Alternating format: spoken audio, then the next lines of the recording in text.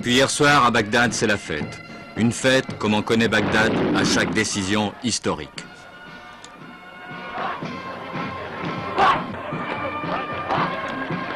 C'est la fin de l'ère coloniale, c'est par cette phrase que le speaker de Radio Bagdad a terminé l'annonce de la nationalisation de l'Iraq Petroleum Company. 2 heures après, toute la ville était dans la rue pour manifester.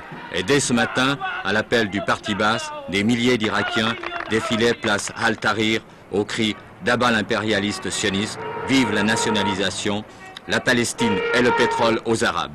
La foule scandait les slogans du parti, liberté, unité, socialisme.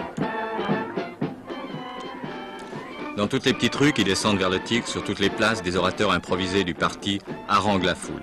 Nous avons tenu nos promesses, nous avons mis l'IPC à genoux. À la radio, les speakers qui se relayent proclament « Le peuple d'Irak est enfin vengé d'un demi-siècle d'exploitation éhontée, d'oppression et d'humiliation ». En fait, cette rupture était inévitable depuis la révolution de 68 qui a porté au pouvoir le président El-Bakr. Depuis la prise en main des affaires par le Parti Baas, les jours de l'IPC étaient comptés.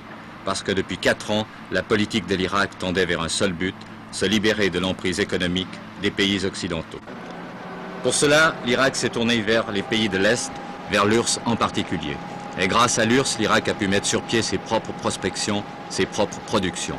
En 2 ans, aidés par les experts soviétiques, les Irakiens ont fait surgir du désert une véritable ville et en quelques mois, les 2 gisements explorés étaient productifs. L'Irak était maître d'une partie de son pétrole. À partir de là, il devenait évident que l'IPC, un jour ou l'autre, serait nationalisé. À l'origine de cette politique, Saddam Hussein. C'est l'homme fort de l'Irak. Il est vice-président du Conseil de la Révolution. Et c'est lui qui viendra à Paris dans 2 semaines pour régler les problèmes bilatéraux entre la France et l'Irak. On y parlera bien sûr du pétrole. Et nous avons demandé à M. Saddam Hussein quel était le but de sa politique pétrolière vis-à-vis de la France. La politique de l'Irak est simple, déclare en substance M. Saddam Hussein.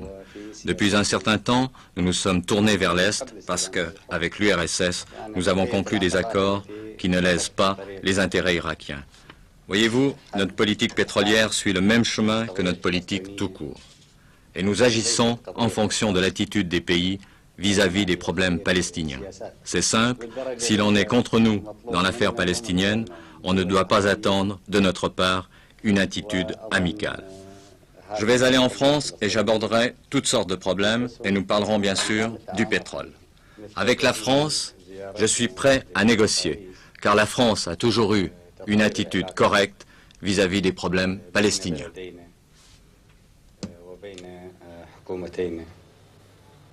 بما يخدم شعبي البلدين